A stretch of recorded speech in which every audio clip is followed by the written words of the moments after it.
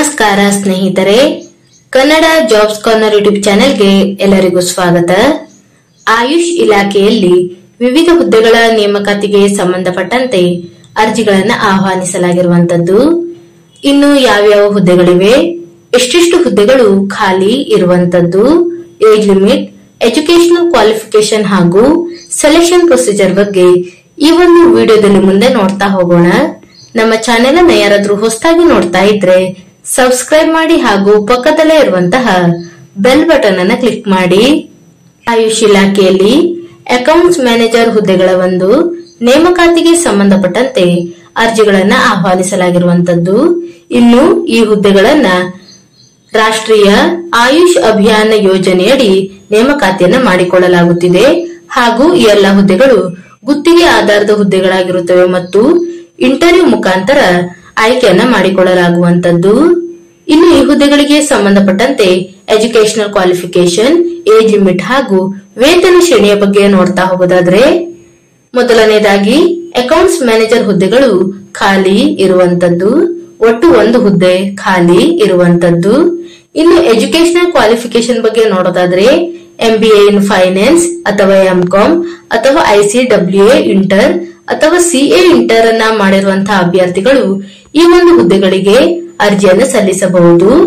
ಇನ್ನು ಎಕ್ಸ್ಪೀರಿಯನ್ಸ್ ಬಗ್ಗೆ ನೋಡ್ತಾ ಹೋಗೋದಾದ್ರೆ ಕನಿಷ್ಠ 2 ವರ್ಷಗಳ ಕಾಲ ಸಂಬಂಧಪಟ್ಟಂತಹ ಫೀಲ್ಡ್ ನಲ್ಲಿ ಎಕ್ಸ್ಪೀರಿಯನ್ಸ್ ಅನ್ನ ಹೊಂದಿರಬೇಕು ಹಾಗೂ ಕಂಪ್ಯೂಟರ್ ನಾಲೆಜ್ ಅನ್ನು ಸಹ ಹೊಂದಿರಬೇಕಾಗಿರುವಂತದ್ದು. ಇನ್ನು Tally, MS office, MS word, MS PowerPoint, MS Excel ನಲ್ಲಿ ನಾಲೆಜ್ ಅನ್ನ ಹೊಂದಿರಬೇಕಾಗಿರುತ್ತದೆ ಹಾಗೂ ಆಯುಷ್ ಇಲಾಖೆಯಲ್ಲಿ ಹೆಲ್ತ್ ಸೆಕ್ಟರ್ ನಲ್ಲಿ ವರ್ಕಿಂಗ್ ಎಕ್ಸ್ಪೀರಿಯನ್ಸ್ ಅನ್ನ ಹೊಂದಿರುವಂತಹ ಅಭ್ಯರ್ಥಿಗಳಿಗೆ ಹೆಚ್ಚಿನ ಒಂದು ಆದ್ಯತೆಯನ್ನ ನೀಡಲಾಗುವಂತದ್ದು. ಇನ್ನು ಏಜ್ ಲಿಮಿಟ್ ಬಗ್ಗೆ ನೋಡೋದಾದ್ರೆ ಗರಿಷ್ಠ 45 ವರ್ಷದ ಒಳಗಿನ ಎಲ್ಲ ಅಭ್ಯರ್ಥಿಗಳು ಈ ಒಂದು ಹುದ್ದೆಗಳಿಗೆ ಅರ್ಜಿಯನ್ನು ಸಲ್ಲಿಸಬಹುದಾಗಿರುವಂತದ್ದು. ಇನ್ನು ವೇತನ ಶ್ರೇಣಿ ಬಗ್ಗೆ ನೋಡೋದಾದ್ರೆ ಈ ಹುದ್ದೆಗಳಿಗೆ ಆಯ್ಕೆಯಾದಂತಹ ಅಭ್ಯರ್ಥಿಗಳಿಗೆ ಪ್ರತಿ ತಿಂಗಳು 45,000ವರೆಗೂ ಸಹ ವೇತನವನ್ನ ನೀಡಲಾಗುವಂತದ್ದು.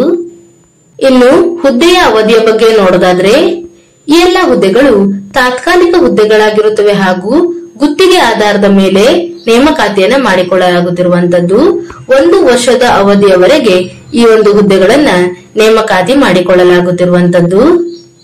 ಇನ್ನು ಅರ್ಜಿಯನ್ನ ಸಲ್ಲಿಸುವಂತಹ ವಿಧಾನ ಹಾಗೂ ಸೆಲೆಕ್ಷನ್ ಪ್ರೊಸೀಜರ್ ಬಗ್ಗೆ ನೋಡ್ತಾ ಹೋಗೋದಾದ್ರೆ ಈ ಒಂದು ಹುದ್ದೆಗಳಿಗೆ ಯಾವುದೇ ರೀತಿಯಾದಂತಹ ಎಕ್ಸಾಮಿನೇಷನ್ ಇರೋದಿಲ್ಲ.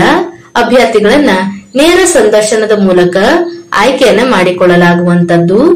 ಇನ್ನು ಆಗಸ್ಟ್ 12 ಬೆಳಿಗ್ಗೆ 10 ರಿಂದ 12 ಗಂಟೆಯವರೆಗೆ ಸಂದರ್ಶನವನ್ನ ನಡೆಸಲಾಗುವಂತದ್ದು. ಆಯುಷ್ ಇಲಾಖೆ, ಧನ್ವಂತರಿ ರಸ್ತೆ, ಬೆಂಗಳೂರು 560009 ಇಲ್ಲಿ ನೇರ ಸಂದರ್ಶನವನ್ನ ನಡೆಸಲಾಗುತ್ತದೆ ಹಾಗೂ ಆಸಕ್ತ ಮತ್ತು ಅರ್ಹ ಅಭ್ಯರ್ಥಿಗಳು ಈ ಒಂದು ಸಂದರ್ಶನದಕ್ಕೆ ತಮ್ಮ ಒಂದು ದಾಖಲಾತಿಗಳೊಂದಿಗೆ ಹಾಜರಾಗಬೇಕಾಗಿರುವಂತದ್ದು. ಇನ್ನು ಅಭ್ಯರ್ಥಿಗಳು ಸಂದರ್ಶನದ ಸಮಯದಲ್ಲಿ ಯಾವ್ಯಾವ ಡಾಕ್ಯುಮೆಂಟ್ ಗಳನ್ನ ಹಾಜರುಪಡಿಸಬೇಕು ಅಂತ ನೋಡೋದಾದ್ರೆ ಅಭ್ಯರ್ಥಿಗಳ ಒಂದು ಎಲ್ಲಾ ಸೆಮಿಸ್ಟರ್ಗೆ ಸಂಬಂಧಪಟ್ಟಂತಹ ಮಾರ್ಕ್ಸ್ ಕಾರ್ಡ್ಗಳು ಹಾಗೂ ರೆಸ್ಯೂಮ್ ಹಾಗೂ ಅಭ್ಯರ್ಥಿಗಳು ayush.karnataka.gov.in ನಲ್ಲಿ ಅಪ್ಲಿಕೇಶನ್ ಅನ್ನ ಫಿಲ್ ಮಾಡಬೇಕು. ಈ ಒಂದು ಅಪ್ಲಿಕೇಶನ್ಗೆ ಸಂಬಂಧಪಟ್ಟಂತಹ ದಾಖಲಾತಿಗಳನ್ನು ಸಹ ಹಾಜರುಪಡಿಸಬೇಕು. ಇನ್ನು ಅಭ್ಯರ್ಥಿಗಳು ಒಂದು ಪಾಸ್ಪೋರ್ಟ್ ಸೈಜಿನ ಫೋಟೋವನ್ನು ಸಹ ಹಾಜರುಪಡಿಸಬೇಕು ಮತ್ತು ಅಡ್ರೆಸ್ ಪ್ರೂಫ್ಗೆ ಸಂಬಂಧಪಟ್ಟಂತಹ ಎಲ್ಲಾ ದಾಖಲಾತಿಗಳನ್ನ ಸಂದರ್ಶನದ ಸಮಯದಲ್ಲಿ ಹಾಜರುಪಡಿಸಬೇಕಾಗಿರುವಂತದ್ದು. ಇನ್ನು ಕೆಲವು ಸೂಚನೆಗಳನ್ನು ಸಹ ನೀಡಿರುವಂತದ್ದು.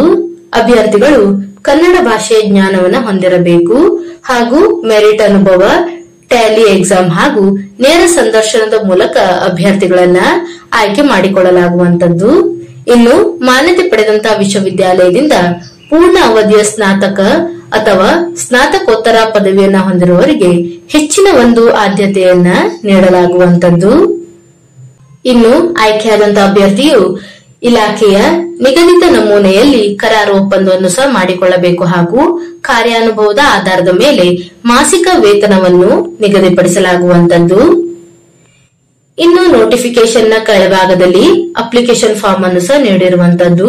ಅಭ್ಯರ್ಥಿಗಳು ಈ ಒಂದು ಅಪ್ಲಿಕೇಶನ್ ಫಾರ್ಮ್ ಅನ್ನ ಫಿಲ್ ಮಾಡಿ ಸಂದರ್ಶನದ ಸಮಯದಲ್ಲಿ ತಮ್ಮ ಒಂದು ಎಲ್ಲಾ ಮೂಲ ದಾಖಲಾತಿಗಳೊಂದಿಗೆ ಹಾಜರುಪಡಿಸಬೇಕಾಗಿರುತ್ತದೆ. ಇನ್ನು ಆಸಕ್ತ ಮತ್ತು ಅರ್ಹ ಅಭ್ಯರ್ಥಿಗಳು ಈ ಒಂದು ಹುದ್ದೆಗಳಿಗೆ ಅರ್ಜಿಯನ್ನು ಸಲ್ಲಿಸಬಹುದಾಗಿರುವಂತದ್ದು. ಇವಿಷ್ಟು ಆಯುಷ್ ಇಲಾಖೆಯಲ್ಲಿ ಕರೆಯಲಾದಂತಹ ಅಕೌಂಟ್ಸ್ ಮ್ಯಾನೇಜರ್ ಹುದ್ದೆಗಳ ಒಂದು ನೇಮಕಾತಿಗೆ ಸಂಬಂಧಪಟ್ಟಂತಹ ಮಾಹಿತಿಯಾಗಿರುತ್ತದೆ. ಈ ಒಂದು ವಿಡಿಯೋ ನಿಮ್ಗೆ ಇಷ್ಟವಾಗಿದ್ದಲ್ಲಿ ಒಂದು ಲೈಕ್ ಮಾಡಿ, ಶೇರ್ ಮಾಡಿ ಹಾಗೂ ಸಬ್ಸ್ಕ್ರೈಬ್ ಮಾಡಿ. ಜೊತೆಗೆ ಪಕ್ಕದಲ್ಲೇ ಇರುವಂತಹ ಬೆಲ್ ಬಟನ್ ಅನ್ನು ಕ್ಲಿಕ್ ಮಾಡಿ.